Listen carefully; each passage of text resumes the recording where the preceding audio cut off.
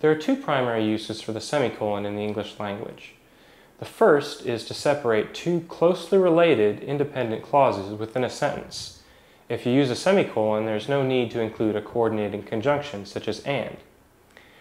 The second use for a semicolon is to separate items in a list when the items are long and complicated or contain internal punctuation such as a comma.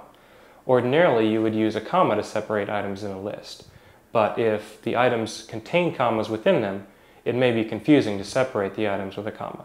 So that's where the semicolon comes in. Here we have one example sentence for each usage. In this first one, we have two independent clauses separated by a semicolon.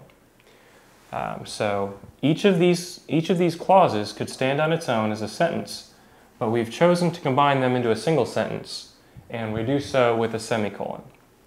It's proper to use a semicolon in this sentence because the two phrases, "I went to the doctor" and "he told me I had the flu," are very closely related to one another. Hearing that you have the flu is a direct result of going to the doctor. You would not, for instance, be able to use a semicolon in a situation where your two clauses were, "I went to the doctor, I scored a 99 on my exam," because they're not related in the same way that these are. So in order to use a semicolon to separate two independent clauses, the two clauses must be very closely related to one another. The second example was items in a list.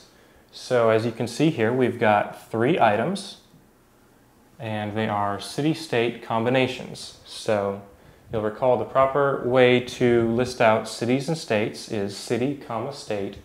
So each item has an internal comma. So it could be confusing to try to separate them with commas, so the proper usage in this instance is to use a semicolon to separate each of them. So these are the two primary uses for semicolons in English.